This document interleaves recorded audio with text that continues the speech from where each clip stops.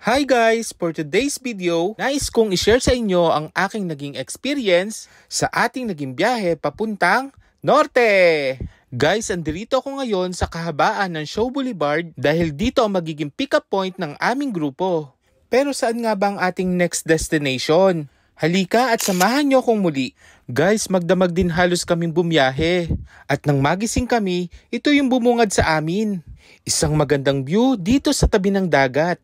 At alam nyo ba guys kung saan ang lugar na ito? Andito lang naman tayo sa Dinalungan Road dito sa Aurora. So syempre after natin mag-picture-picture, biyahe na ulit tayo guys. So mapapansin nyo na medyo maliwanag na ang paligid. So ang ating magiging susunod na destination ay ang tinatawag naman nila na Bulawan Falls. Ang Bulawan Falls ay parte pa rin ng Dinalungan Aurora. Medyo mahaba-habang biyahe talaga ang ating tinahak makarating lang dito. Ilang saglit pa at narating na nga natin itong Bulawan Falls. Guys, mahaba-haba din yung nilakad natin pababa sa falls na ito. At habang papalapit ka nga ng papalapit dito, mas nagiging excited ka. Ramdam mo na ba ang linaw at lamig ng tubig dito? At yung tipong kahit wala ka pang hilamos, kitang-kita mo talaga ang kanyang ganda. Kaya makikipagunahan ka talaga, makapagpa-picture ka lang dito. So after nga natin ang Bulawan Falls, biyahe na naman tayo guys. Dahil ang sadya talaga namin dito ay ang Paradiso de Casiguran Beach. Sikat talaga ang beach na ito dahil sa malaparaiso niyang ganda. So guys, kailangan nga nating iwanan yung van natin dito ha. Kasi babiyahe tayo ng bangka papunta sa Paradiso de Casiguran Beach. Bago nga tayo makarating ng Paradiso de Casiguran, bumiyahe ulit tayo ng mga kalahating oras sa bangka.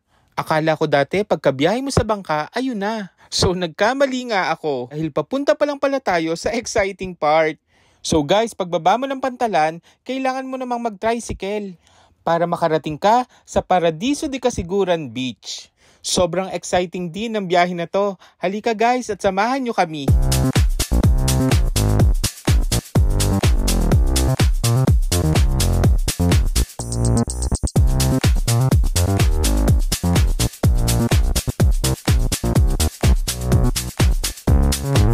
Eto na nga tayo guys at natatanaw ko na ang malaparaisong ganda ng Paradiso de Casiguran Beach. Wow! Swerte tayo kasi maganda ang panahon ngayong araw.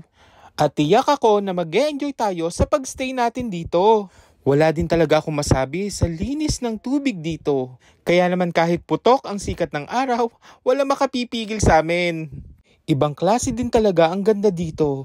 Kaya syempre, hindi pwedeng mawala ang ganito nating eksena. So paano? Picture-picture muna ulit tayo guys ha? At i-enjoy lang natin. Guys, andirito naman tayo sa isang parte ng dagat na tinatawag nila na Tibotidal Pool. Masarap dito maglangoy kasi hindi masyadong malalim ang tubig. At dahil takot tayong mangitim, syempre may solusyon tayo dyan. Umbrella is real! After nga natin mag-swimming, halika at ikutin natin itong ilang parte ng island. Kahit medyo masakit sa paa yung mga buhangin dahil sa sobrang tindi ng init. At dito nga tayo napadpad sa pamosong coconut tree dito sa Paradiso de Casiguran Beach. Kaya naman, picture check ulit!